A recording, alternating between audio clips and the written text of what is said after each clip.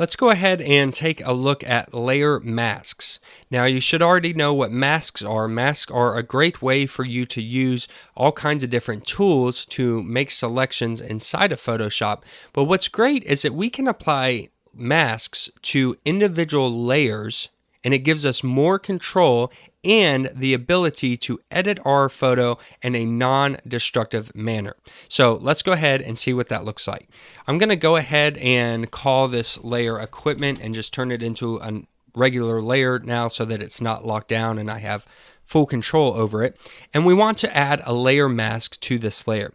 So I can go to the bottom and there's a button down here that says add layer mask. I'm going to go ahead and click on that button, and when I do, you can see that it shows me the properties for the layer mask here, which we can change any of that information. We can go directly into the select and mask dialog box, which is really great because this gives us more fine control. And we can start working on this layer. Now, when you look at this layer, you will see that there's two things here. The original photo layer with the pixel information, and then the mask layer, and they are linked together. So you can unlink this mask and work independently, or you can work on the mask. Now, when I select the mask, it has a box around it, it's highlighted, and that is what I'm working on, not the photo. So, for instance, if I go to the photo, and let me just take a brush, and I am going to make this a little bigger so it's easy to see. I just have a black brush here, and I draw, it affects the actual layer with the image on it.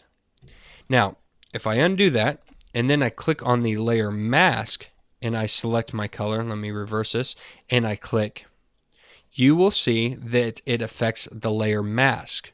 So what is going on here?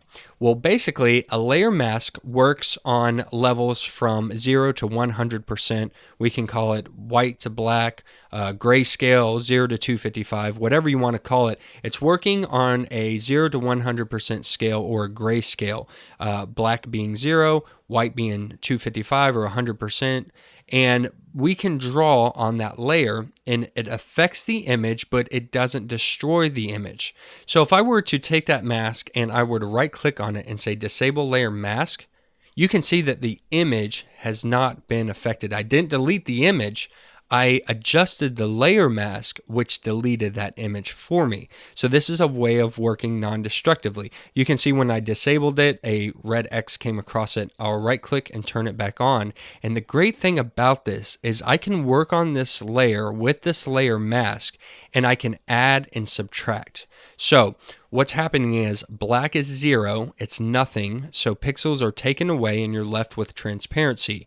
White is 100%, pixels come back in, and then there's every single value between those in the grayscale spectrum. So let's say that I wanted to delete this backpack. I'm just going to turn this down a little bit. I can come in the layer mask, turn on black, and it is going to remove those pixels based on the mask itself. But let's say I go, oh, wait a minute, I need that backpack in there. I want to bring it back. Well, I could go through the history, I could copy and duplicate and do all those things, or I could turn this to white, and because white is 100%, it brings the pixels back.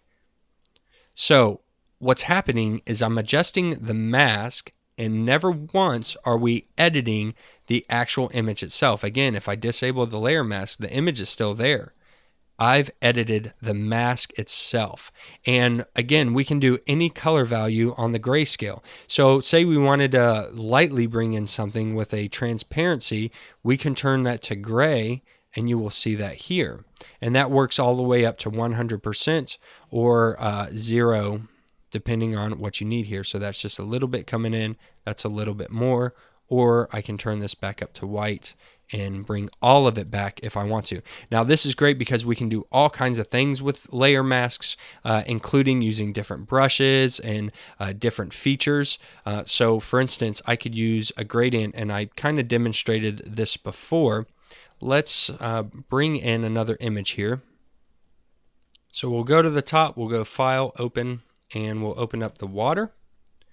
And we're going to click and drag this into this image here. Let's go ahead and move it into place.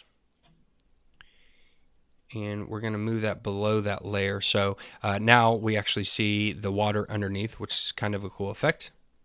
And we can fill this layer just like we would do any other layers, the layer mask. So I can select all, and let's fill this back to white, which is going to show everything. So now we have our image, our white layer mask, so we see everything, and then we have the water behind it.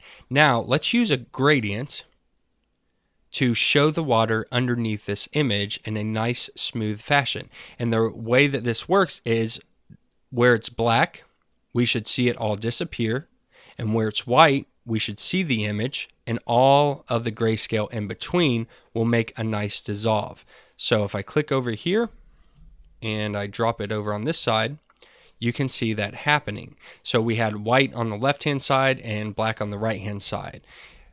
And we can maybe start a little later. And so we have full 100% white and then a little bit of black on the right-hand side. So you can see that in the layer mask in the bottom corner. Where all the white is, we can see the image. Where it's black, the image goes away. And we can do this on any number of bases. So let's pick one of these other interesting gradients. We'll pick this one that looks kind of like a diamond. When we do that, you can see how it adds or subtracts the information based on the layer mask. But again, the bottom layer has not been affected. We've only affected the layer mask. So this gives us a number of ways to make some really cool effects inside of Photoshop, and you can do all kinds of neat things with layer masks. But the main point is that you work non-destructively, so you can delete that layer mask and you still have your image intact.